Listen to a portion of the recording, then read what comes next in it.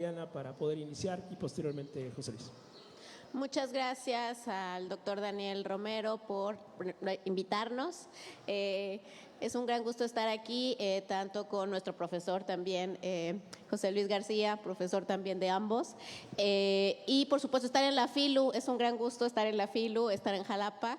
Este tema es muy importante, ¿no? Sobre todo porque, pues, nos guste o no, la relación con Estados Unidos está presente y desde México es importante que estemos conscientes de todo lo que implica, sobre todo este momento, ¿no? Tanto a nivel internacional, las decisiones que se están tomando desde la Casa Blanca, la llegada de Trump, la segunda, ¿no? El segundo periodo de Trump. Y también, por supuesto, las distintas implicaciones que tiene para la relación México-Estados Unidos. Bueno, aquí ambos colegas son expertos en varios temas que van desde lo económico y la parte de seguridad.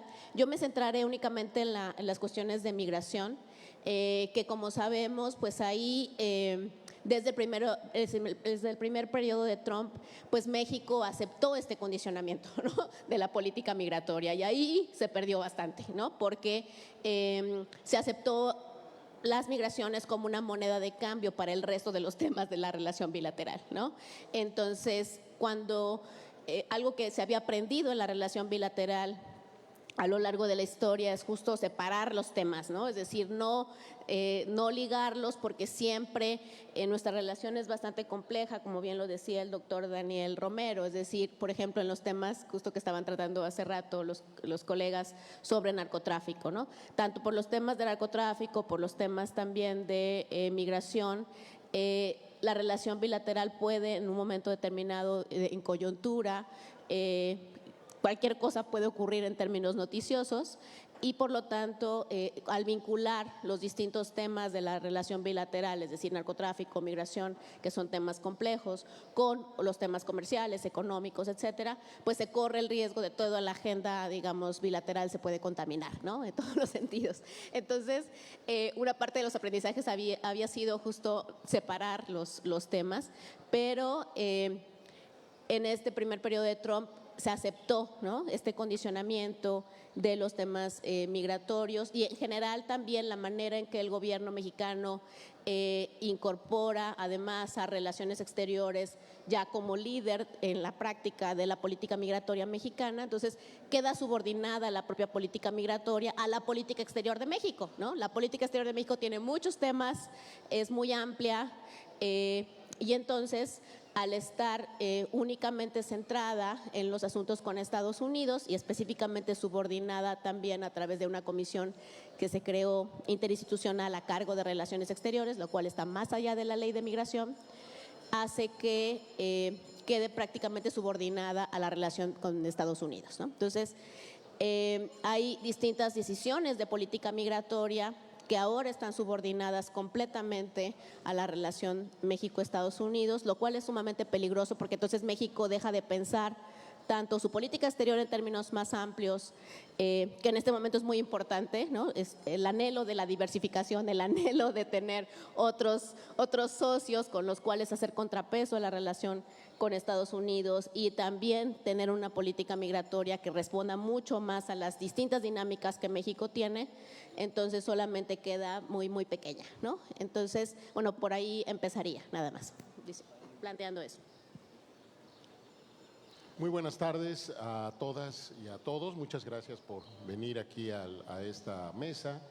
Y en primer lugar quiero agradecer a la Universidad Veracruzana y en particular a mi estimado colega y amigo, el doctor Daniel Romero, por esta invitación a esta muy prestigiada Feria del Libro. La verdad estoy muy contento de estar aquí, y me permito corregir un poquito aquí a Daniel. No es mi segunda tierra, es mi primera tierra. Aquí nací y aquí vivían mis abuelos a 3 cuadras. Entonces estoy muy contento de estar acá. Realmente me gusta mucho Jalapa, con este precioso escenario, realmente pues inspirador. Gracias, Daniel, por la invitación. Bueno, yo quisiera, para iniciar, tratar de responder a la pregunta de Daniel, digamos, de la siguiente manera, como tratando de analizarlo en varios niveles. La situación de la relación México-Estados Unidos de por sí compleja y complicada, desde luego, como dijera también Daniel, digamos que yo la veo más complicada actualmente ahora de lo que de por sí es, porque se juntan varios aspectos. Se junta, en primer lugar, ¿verdad?, una recomposición de las fuerzas geopolíticas a nivel internacional. Se junta también, digamos, diversas modificaciones a los regímenes políticos de ambos países, tanto en Estados Unidos como nosotros, desde luego. Y yo veo también que eso afecta a la relación México-Estados Unidos en diferentes ámbitos, sobre todo en tres, que seguramente ustedes ya saben, pero que ya habían de alguna manera u otra, sobre todo después de la firma del Tratado de Libre Comercio y de su puesta en marcha, de su entrada en vigor en 1994, entrado a una especie de normalización. ¿Eso qué quiere decir? Que por lo menos, ¿verdad?, y tomando en cuenta las grandes asimetrías que existen entre los tres países, Canadá, Estados Unidos y México, para ir de norte a sur, digamos que el Tratado de Libre Comercio lo que hizo fue tratar de institucionalizar la relación y de alguna manera, digamos, compartimentalizar también eso. ¿Y eso qué quiere decir?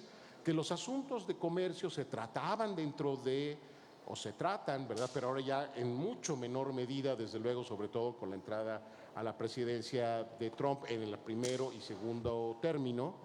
Y esos aspectos, ¿verdad?, del comercio entre los tres países se ajustaban a las reglas del Tratado de Libre Comercio de América del Norte, del TELCAN o NAFTA, como se dice en inglés, y otros asuntos tenían sus propias maneras de negociarse, ¿verdad? O sea, los asuntos de seguridad, los asuntos de migración, los asuntos que tenían que ver, por ejemplo, con energía, en fin, entonces cada uno tenía su propio departamento, ¿verdad?, su propio estamento, por así decirlo. Y entonces lo que se trataba era que no se contaminaran mutuamente por las cuestiones propias de la evolución de la política internacional o de la situación de los países, en fin, ¿no? Pero eso fue un muy buen escenario, muy buena idea, ¿verdad?, en 1994, poco después del fin de la Guerra Fría, en un contexto internacional muy diferente, con muchas esperanzas acerca de que esa iba a ser la palanca para que un país como México, ¿verdad?, que estaba entrando a la, entre comillas, modernidad liberal en esos años, que estaba también democratizándose, ¿verdad? En el 2000 tuvimos la alternancia, después de muchísimos años de dominio del PRI. Entonces, ¿qué pasaba? Que había esta especie como de una proyección optimista, ¿verdad?, en la región de América del Norte, de que la situación iba a mejorar en los tres países y que eventualmente se iban a crear ciertos regímenes, siguiendo un poco, ¿verdad?, la cuestión del Tratado de Libre Comercio, para de alguna manera u otra crear una gobernanza regional sobre diferentes aspectos. Entonces, bueno, eso de alguna manera contribuyó a tener una cierta, digamos, como normalización, si se puede decir, una cierta estabilidad regional, ¿verdad?, que contribuyó en mucho a fomentar incluso el crecimiento económico, como se sabe muy bien, ¿verdad?, digamos, del tratado o las consecuencias del Tratado Libre de América del Norte en materia económica o macroeconómica. Después viene el 11 de septiembre de 2001, y ahí es donde empiezan los problemas. En seguridad internacional nosotros tenemos un concepto muy usado por la Escuela de Copenhague, creado en la Escuela de Copenhague, ¿verdad?, que se llama seguritización, y es crear básicamente una amenaza, ¿verdad?, existencial, ¿no? Entonces, a raíz del 11 de septiembre, ¿verdad?, se empezó a seguritizar la cuestión migratoria en los Estados Unidos, y ahí empezó el problema, ¿no?, sobre todo en la relación con México. No me voy a ir mucho más para allá, ¿verdad?, pero me quiero saltar, ¿verdad?, hasta la elección de Trump. Y ahí es donde bajamos un poquito de nivel acerca de qué está pasando, ¿verdad?, en la política de los tres países. También lo que está sucediendo es que, digamos, eso dice mucho de la interdependencia entre México y Estados Unidos, entre Estados Unidos y Canadá, ¿verdad?, pero la profundidad de esa interdependencia también. ¿Cómo afectan las políticas internas en la relación entre nuestros tres países? Después de la firma del Tratado de Libre Comercio sobre todo en la década de los 90 del siglo pasado, a principios de los 2000, pues nosotros lo que vemos es que hay mucha cooperación, sobre todo lo hemos comentado en materia cultural, en materia educativa, Estados Unidos y Canadá promoviendo mucho lo que se conoce como su poder suave, sobre todo en materia de cooperación económica, cultural, y bueno, pues realmente había mucha interacción entre las universidades, artistas iban, venían, en fin, entonces sí se sentía que se estaba creando pues una comunidad de América del Norte. Bueno, después del 11 de septiembre de 2001 eso cambió, empezó a erosionarse, yo diría, en primer lugar. Y en segundo lugar, ¿verdad? También lo que sucedió fue que empezaron a cambiar las políticas de nuestros tres países. Se volvieron más conservadoras, incluso yo diría también que se volvieron más, digamos, como, no ignorantes, pero sí estaban dejando mucho de lado la relación, digamos, en América del Norte. Entra Harper en Canadá, francamente deja de lado la política hacia México. Vienen a las cumbres, pero sin mucho interés. Viene Obama aquí a Toluca, ¿verdad?, con Harper y se saludan ahí, se sacan la fotografía, discuten dos o tres cosas y cada uno se va por su lado, ya en la época de Peña Nieto, desde luego. Y después viene Trump, con este discurso nacionalista, aislacionista, ¿verdad?, con esta cuestión de los aranceles, desde luego muy agresivo en términos de migración, ¿verdad? Y entonces el panorama empieza a cambiar, ¿no? Y en nuestro país entra la presidencia de Andrés Manuel López Obrador, también sin un diseño estratégico de política exterior, con un discurso más metido, digamos, hacia América Latina, ¿no?, con una enorme desconfianza hacia América del Norte, sobre todo, ¿verdad?, hacia los Estados Unidos, y ahí es donde yo diría que empieza a sacar chispas el asunto, ¿verdad? Y pues desde luego, ya lo comentó Adriana, ¿verdad?, la primera cuestión fue entrando, ¿verdad?, pues esta petición, entre comillas, este forzamiento que hizo Trump, ¿verdad?, de controlar la migración, porque lo ven como una amenaza y es parte del discurso político en los Estados Unidos.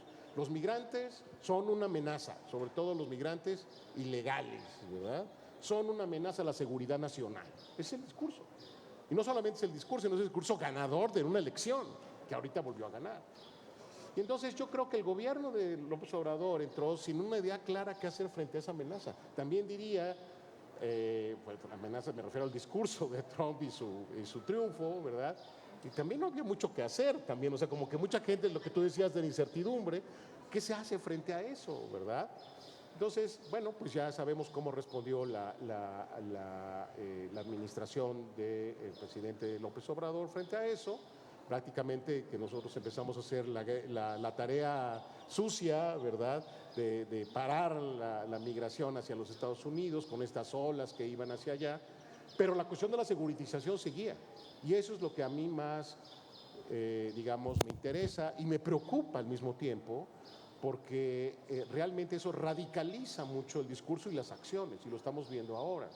No solamente Trump regresa, es recargado, ¿verdad?, ahora, sino que esta cuestión de la seguridad nacional extrapolada a digamos, al perímetro más cercano de los Estados Unidos, y eso me refiero a Canadá y México también, pues ahora ya hay más cosas que están poniéndose como seguridad nacional, como amenazas a la seguridad nacional de los Estados Unidos, pero con una administración que viene mucho más agresiva en eso.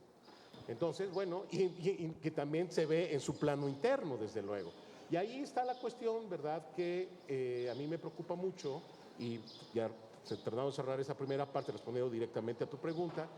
En el momento actual yo creo que vivimos un momento muy peligroso de la relación. ¿Y en qué sentido?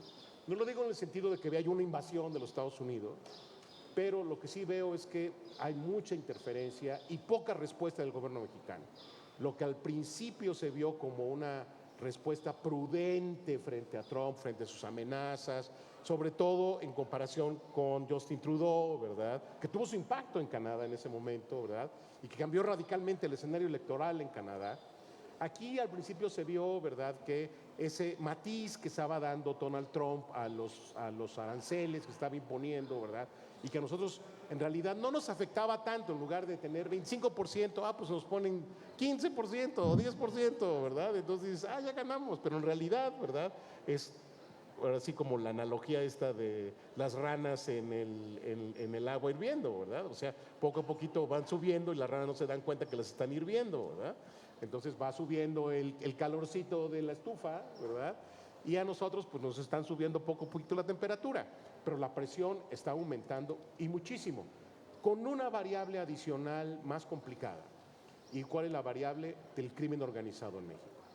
Entonces no solamente es la cuestión del comercio, no solamente es la cuestión migratoria, sino también es la cuestión del crimen organizado y cómo lo está planteando ahora la administración Trump. Entonces yo creo que eso está complicando más el panorama actual. No veo yo una respuesta estratégica del gobierno mexicano, simplemente es, digamos, una política reactiva momentánea, pero no activa en el sentido de que responda a un diseño estratégico, ¿verdad? Y que pues también se vea dentro de un plano mayor, porque hasta ahora la presidenta Claudia Sheinbaum no ha salido del país salvo a la reunión de G20, creo, ¿no? Que fue en Brasil. Pero de ahí, ¿no? Cuando ya prácticamente todos están ahí yendo a Washington y esto se ve que es una política exterior mucho más activa, sobre todo para un país como México, hasta ahorita no se ve realmente. Uno se pregunta, ¿dónde está el canciller? ¿No? ¿Dónde está la gente que sabe sobre América del Norte? ¿No? ¿Dónde está el cabildeo? Ahorita es donde necesitamos hacer un cabildeo importante. Digan ustedes decir que, aunque se oiga feo, como nostálgico, aunque no es cierto, pero realmente cuando se firmó el Tratado de Libre Comercio, yo siempre lo pongo como ejemplo de cómo se debe de hacer la política hacia los Estados Unidos, pero dentro de los Estados Unidos sacando provecho de lo amplio y de lo descentralizado y de la apertura que tiene el sistema político de los Estados Unidos. Hay que cabildear allá. Arabia Saudita lo hace, ¿verdad? Gran Bretaña lo hace, Francia lo hace, ¿verdad? A Brasil lo hace, y nosotros no lo hacemos. Hubo un tiempo en que sí lo hacía. México fue muy activo, es como, digamos, un primer ensayo poder suave de México allá, cuando se estaba negociando el Tratado de Libre Comercio. Recuerdo, por ejemplo, esta exposición fabulosa que fue itinerante allá en Estados Unidos en el año 93, que se llamó México 3000 años de esplendor.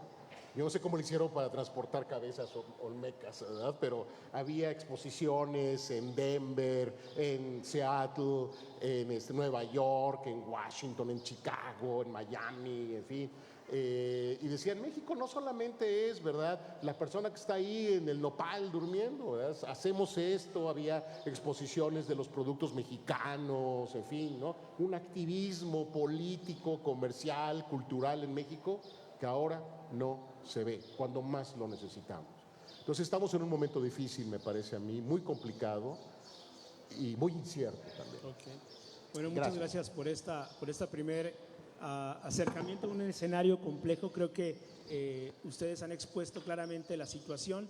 Pasamos de una relación claramente ordenada, las temáticas no se mezclaban. Hoy en día es una licuadora de temas en donde obviamente quien aprieta el botón es los Estados Unidos. Creo que eso es lo que más alarma y lo que más incertidumbre genera, porque además dentro de esta agenda bilateral hay un término que sobresale por encima de todo, que es la seguridad nacional para el caso de los Estados Unidos, porque el término puede ser tan amplio, tan abstracto, tan subjetivo, que todo cabe dentro del tema de la seguridad nacional, ¿no? Una vez que se declara en México, tenemos esa perversión también a meter en la bolsa de seguridad nacional cualquier cosa, incluyendo infraestructura, por ejemplo. Hasta entonces, el Tren Maya. Exactamente, hasta el Tren Maya.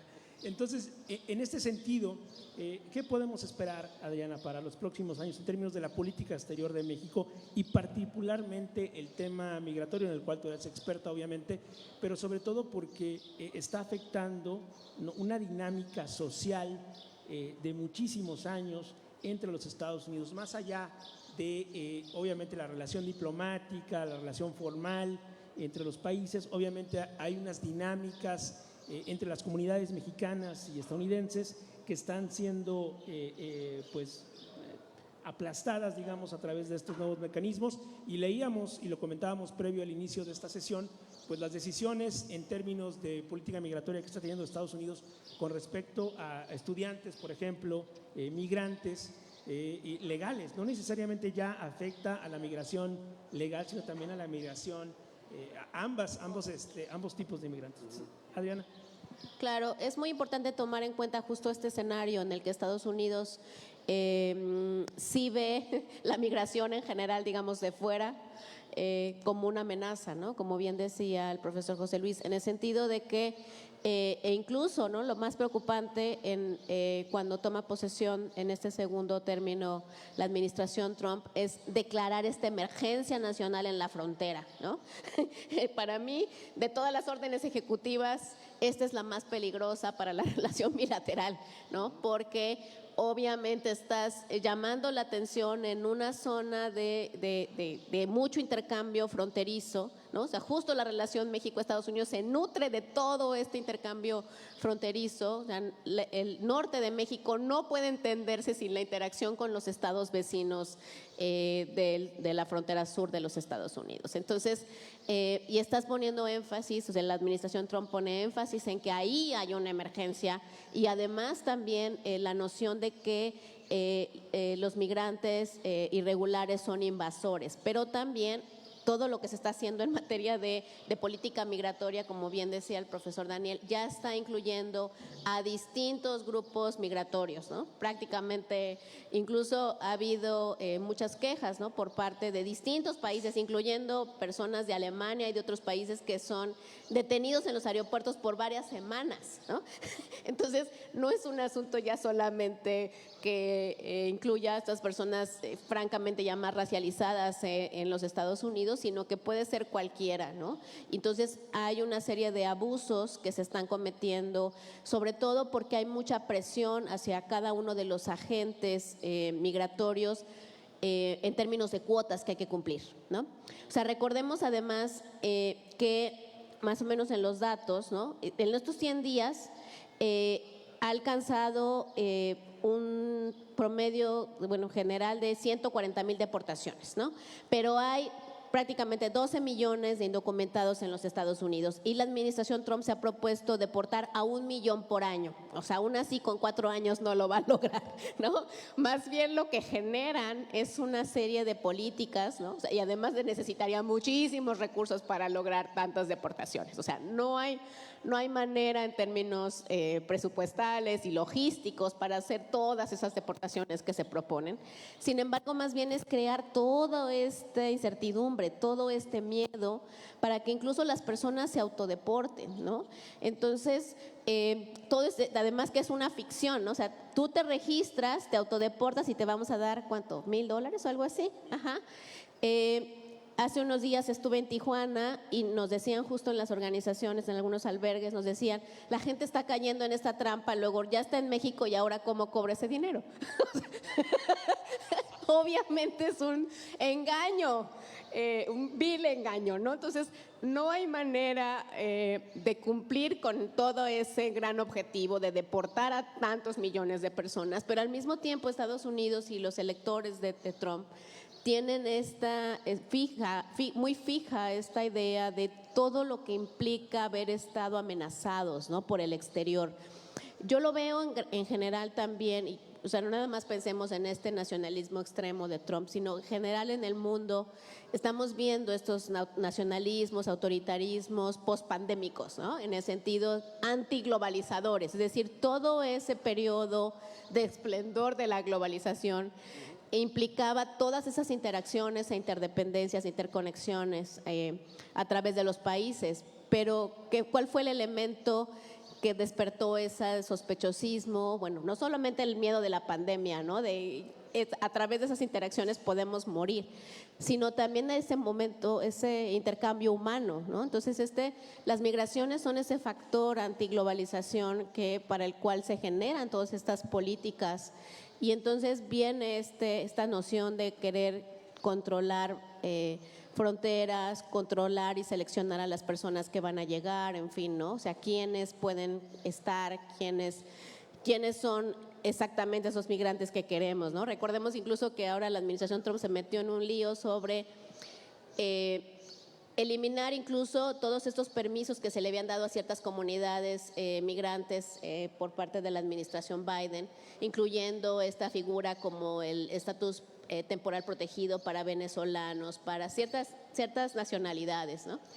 Y entonces van a quitar esto, pero además a los únicos refugiados que sí están reconociendo como refugiados son a los sudafricanos blancos, ¿no? Que dicen que son víctimas de genocidio.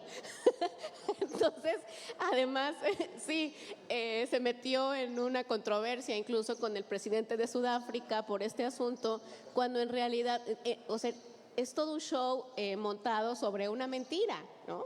Entonces, estas nociones que tiene Trump sobre quiénes, o sea, digamos, en este caso los blancos sudafricanos como víctimas, ¿no?, de genocidio, cuando en realidad sí tenemos personas que tienen diferentes situaciones y que hay un genocidio real, por ejemplo, en Gaza, ¿no? Eso no se reconoce. Entonces, son todas estas cuestiones, digamos, este escenario muy complejo en el cual México tiene que ser sumamente estratégico. Y a mí me parece que una de las cuestiones básicas, al menos para la política en Estados Unidos, como bien decía el profesor José Luis, tiene que ver con esta diplomacia local también que se puede hacer en los Estados Unidos, ¿no? Y muchísimo apoyándose de las propias comunidades mexicanas allá, ¿no? Creo que la gente en los diferentes espacios en Estados Unidos se está organizando, ¿no?, autoorganizando, porque la única manera de resistir todos estos embates es justo sacar como toda esta fortaleza de las propias comunidades, ¿no?, de lo que ya saben, de lo que han aprendido, de cómo resistir en los Estados Unidos, de quiénes pueden ser sus aliados estratégicos también. Entonces, los consulados en Estados Unidos y en general la política exterior de México no ha visto realmente este potencial que tienen todas las comunidades mexicanas en el exterior, ¿no? Y entonces, que son y estratégicamente para cada uno de los lugares, ¿no? O sea, lo dicen mucho en términos de discursivos, pero falta mucho trabajo fino de tejer alianzas realmente con estas comunidades migrantes. Ok, gracias, Adriana. En ese sentido, Adriana comenta dos elementos que son muy importantes y que me agradaría, José Luis, pudieras comentarnos al respecto. Es justamente este movimiento desglobalizador, ¿no? Es decir, creo que esta globalización planteada en los 80s con el consenso de Washington parece que ya está totalmente sobrepasada, y que este sentido de comunidad regional que buscábamos en los 90s y que Robert Pastor lo pensó así para América del Norte a finales de los 90s, pues totalmente es una ilusión ya totalmente cancelada. Entonces, en ese sentido, estamos viviendo un nuevo paradigma en términos globalizadores, estamos transitando de una diplomacia y de una relación multilateral a aspectos ya mucho más individuales, diplomacia comercial quizá, en donde Estados Unidos con esta política del garrote y la zanahoria, ¿no?, pues aranceles, no va avanzando, obviamente bajo un escenario, una estrategia totalmente distinta a lo que vimos durante 40 años. Sí, es una pregunta muy interesante que toca, digamos, el primer nivel que yo mencionaba al principio de mi intervención. Efectivamente, yo creo que estamos ante un panorama que ha dado muchos análisis, ha dado pie a muchos análisis, por cierto. Yo acabo de ver, lo comentábamos ayer en una cena que tuvimos, que también gracias a Daniel por la cena, acerca de un historiador, digamos, a la conservadora de la Universidad de Oxford, Neil Ferguson, que comentaba que estamos viviendo en lo que podríamos denominar una segunda guerra fría, que tiene diversas características. Y una de esas características es que ya no está la Unión Soviética, pero está China, pero digamos que ahora tecnológicamente es muy diferente, hay más actores en esto, en este nuevo escenario de la Segunda Guerra Fría, ustedes lo quieren ver así, y un asunto interesante es que si algo nos enseñó la Guerra Fría, dentro de muchas cosas, es que con lo largo de los años se volvió muy predecible. Y la verdad es que lo que estamos viendo es mucha incertidumbre en este momento porque estamos, digamos, pasando de un orden internacional que se conoce como el orden liberal internacional, ¿verdad? Que unos dicen que ni era nuevo, ni era orden, ni era internacional tampoco, ¿verdad? Sino más bien era una imposición de quienes ganaron la Segunda Guerra Mundial, sobre todo quién ganó los Estados Unidos. Y ahí hay que seguir esta famosa definición de Robert Keohane, ¿verdad? Después de su libro, Después de la hegemonía, ¿verdad? ¿Qué es una hegemonía? Pues es una potencia que después de un conflicto impone un cierto orden, o sea, ciertas reglas, ciertas instituciones, pero no solamente eso, sino que está dispuesto a pagar los costos de eso. Y Estados Unidos estuvo dispuesto a pagar los costos de mantener ese orden, o sea, ese conjunto de normas, reglas, instituciones, prácticas internacionales durante 50 años, ¿verdad? Lo interesante del caso de este orden internacional es que Estados Unidos es muy ambivalente, y así ha sido históricamente, frente a su, digamos, papel a nivel internacional, ¿no? Es un país que es un imperio, pero que no reconoce que es un imperio, ¿verdad? Claro, ahí nos podemos meter a las definiciones de qué es imperio, ¿verdad? Pero lo que vemos en el siglo XIX, ¿verdad? Sin tratar de rasgarnos las vestiduras aquí, ¿verdad? Pues es básicamente una expansión imperial, ¿verdad? Después, ¿verdad? Adquiere Alaska, después de la guerra con Estados Unidos, con España, por Puerto Rico, Filipinas, Guam, ¿verdad? Hawái, un poquito antes, en fin. Entonces el caso es que empieza a tener estas islitas, ¿verdad? Bueno, ahora ya no lo tiene, tal como se pensó en la época, por cierto, ¿verdad? De otro proteccionista que después ya no se volvió así, ¿verdad? Que fue el presidente Taft, y después vino Roosevelt, Theodore Roosevelt, ¿verdad? El primero, Theodore Roosevelt, a principios del siglo XX, y digamos que Estados Unidos lo que tiene ahora son bases militares, navales, en fin, donde extrapola su poder a nivel global. Bueno, China no lo está haciendo así, China lo está haciendo de otra manera, pero también tiene un diseño de expansión, pero es una expansión comercial. Vean ustedes lo interesante del asunto. Y Estados Unidos, ¿verdad? Ahora como que quiere volver a una etapa de introversión mucho después de lo que sucedió después de la Primera Guerra Mundial, en esta etapa, ¿verdad? Del senador Vanderbilt, por ejemplo, ¿no? De decir, ¿saben qué? Nosotros nos vamos. Pero aún así tuvo una diplomacia Estados Unidos en esa época de 1920, 30, ¿no? Activa, por cierto, no tan aislacionista, ¿verdad? Pero que sí, digamos, era más introvertida que la de Wilson, por ejemplo, ¿no? Y claro, estamos viendo ahora lo que decía la doctora Ortega, que es como digamos, como una respuesta antiglobalización, sobre todo después de la pandemia. No es casual que, por ejemplo, hace 2 días, el secretario de Salud, Robert Kennedy Jr., el secretario de Salud del presidente Trump, en una entrevista que se hizo en televisión, dijo que pues prácticamente el sistema, digamos el régimen internacional de salud, cuya institución principal es la OMS, ya no servía, ya que crear una nueva, y que invitaba a todos los países amigos de Estados Unidos y aliados, ¿verdad?, a crear una nueva OMS, ¿verdad? Bueno, pues ya es prácticamente eliminar, erosionar desde dentro, ¿verdad?, una institución tan importante como la Organización Mundial de la Salud. ¿Qué es lo que propone? Nada más, nada, muy, digamos, al estilo del populismo, ¿verdad? O sea, es destruir ciertas instituciones, transformarlas, entre comillas, pero no proponer absolutamente nada nuevo tampoco, ¿no? No se ve tampoco esto dentro de la administración Trump. Y a mí lo que me preocupa realmente, tratando de responder a tu pregunta, sí, que se ve como en el futuro previsible, es la persistencia del trumpismo.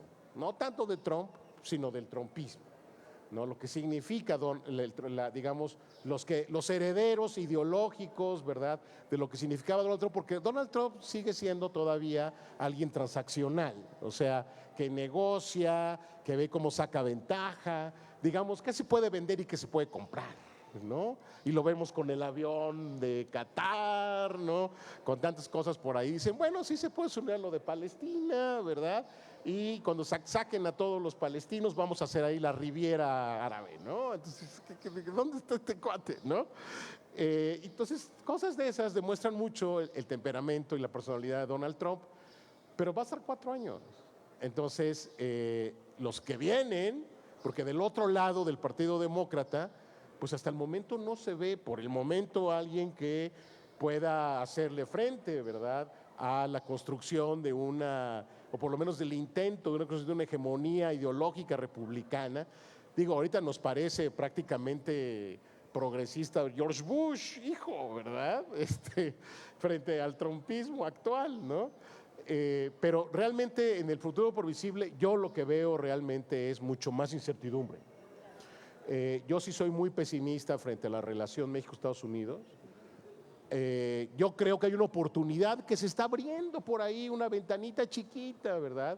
Ahorita en este momento, porque fíjense ustedes que es muy difícil que se encuentre, es cíclico también, pero digamos esta como ventana de oportunidad que hay cuando cambian las administraciones en los 3 países, ¿no?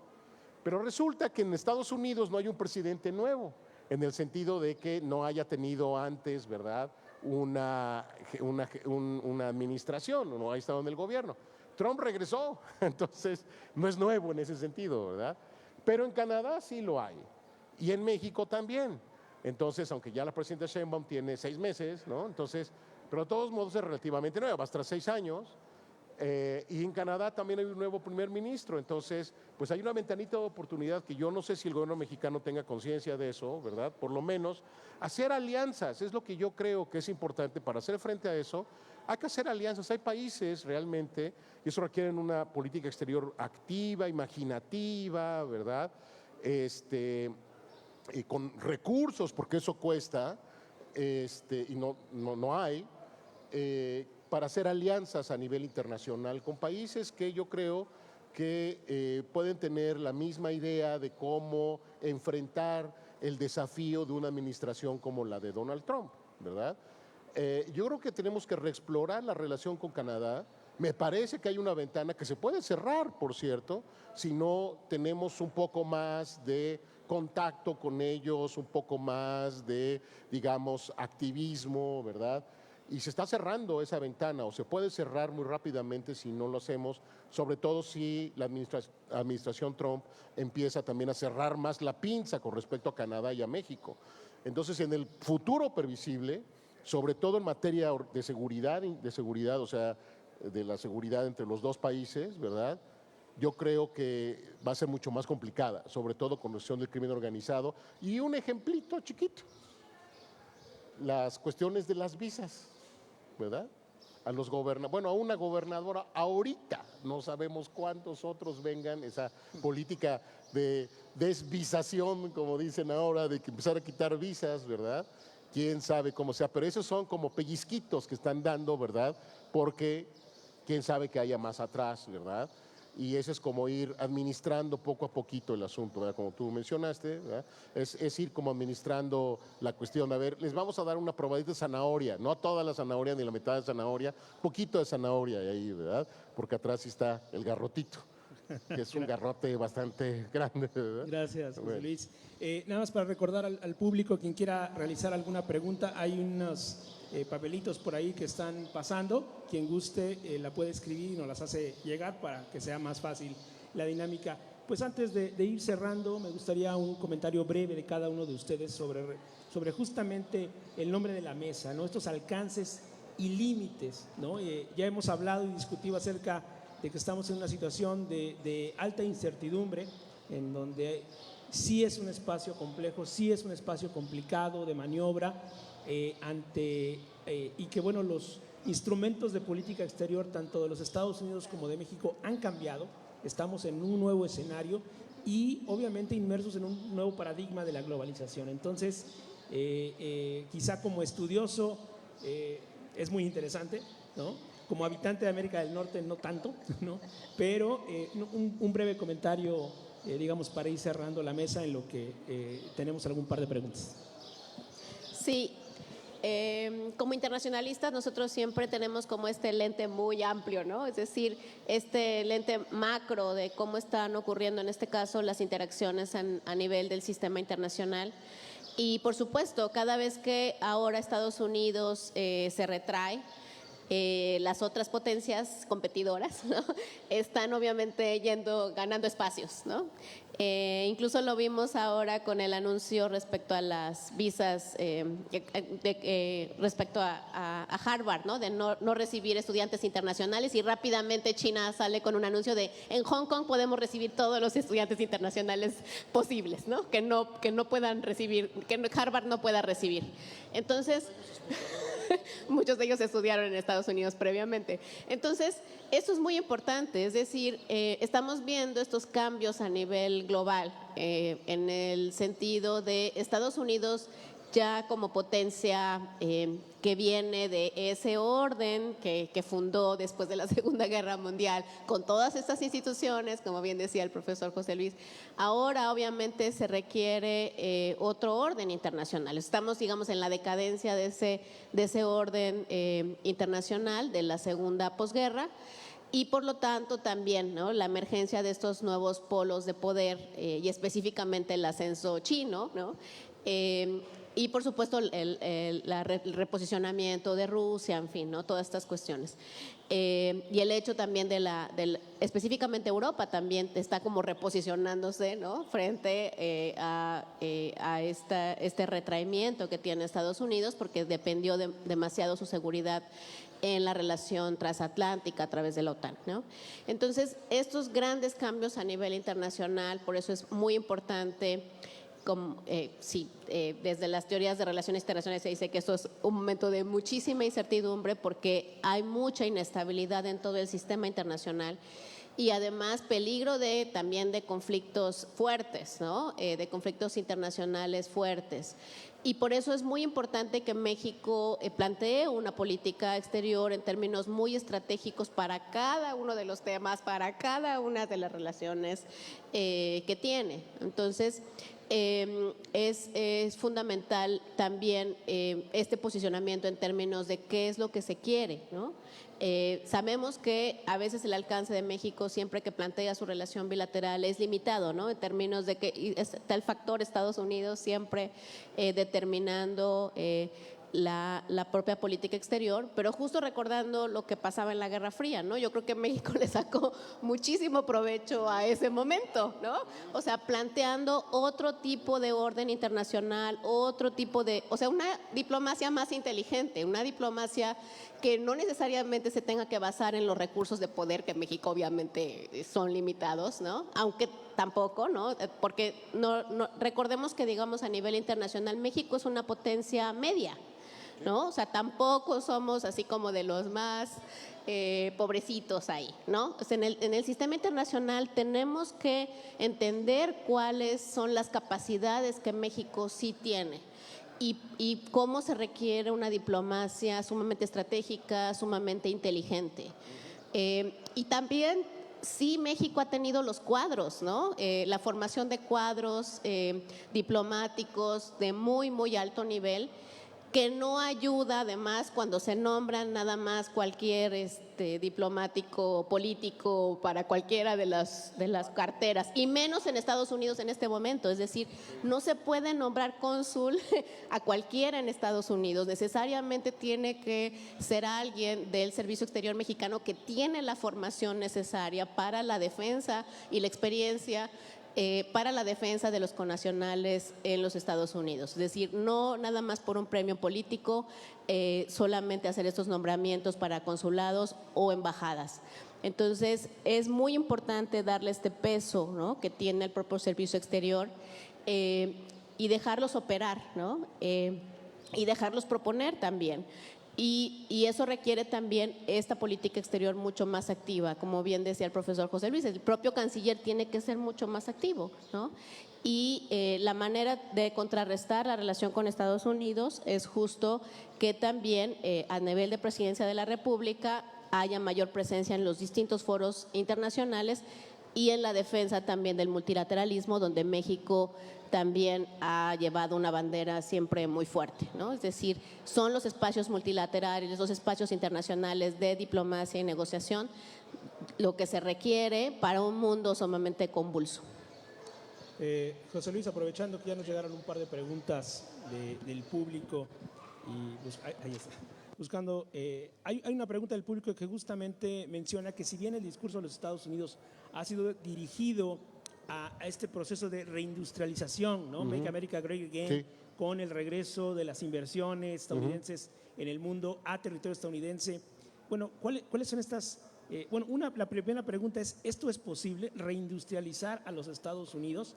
Y dos, ante este escenario, ¿cuál es la afectación para México? Bueno, voy a contestar primero esa pregunta rápido, después a lo que tú comentabas, ya como para terminar. No soy especialista en economía de los Estados Unidos, lo que sí he leído en varios artículos por ahí y eso, es que no es posible en las actuales condiciones de esta, digamos, de esta etapa de la globalización que estamos viviendo en el siglo XXI.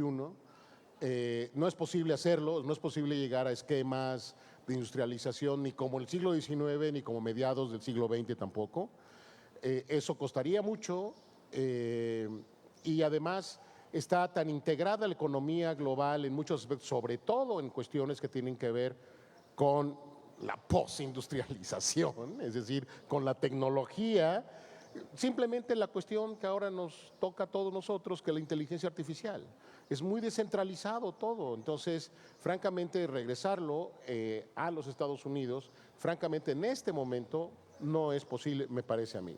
Y ahí nosotros tenemos que ponernos listos, porque si Estados Unidos no quiere, entonces nosotros tenemos que realmente ser muy activos para, pues ahora sí, buscar otros mercados, o sea, todo el mundo dice, bueno, si no Estados Unidos, pues es China. No necesariamente, o sea, tenemos un tratado de libre comercio con Europa, por cierto, que se tiene que renegociar, ¿verdad? Están en eso, y tiene una cláusula democrática, ¿eh? Entonces, ahí se está metiendo el asunto de a ver qué está pasando, o qué va a pasar con la elección del Poder Judicial el 1 de junio. Entonces, esa es una cuestión importante. Hay que reexplorar los tratados de libre comercio que tenemos con países de América Latina, con países asiáticos, en fin. Hay regiones del mundo que para nosotros son casi inexploradas, como África, por ejemplo, ¿no? Hay un mundo allá afuera, no nada más es Estados Unidos, pero no podemos descuidar esa relación. Tenemos 3,000 kilómetros de frontera.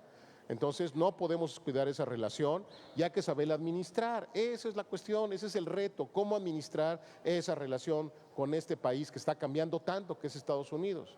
Y ahora trato de contestar a lo que tú mencionabas.